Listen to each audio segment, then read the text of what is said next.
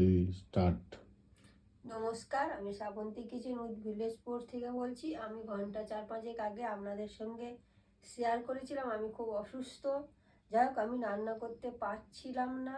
যাই হোক, সন্ধেবেলা আমি অনেক কষ্ট করে কটা মেনু করেছি, যেমন পেঁপে আলু মাছের ঝোল, চিচিঙ্গে ভাজা, আমের চাটনি, ভাত এবং মিষ্টি কিটক্যাট। কারণ এটা আমি ভাত খাওয়ার পরে প্রতিদিনই খাই।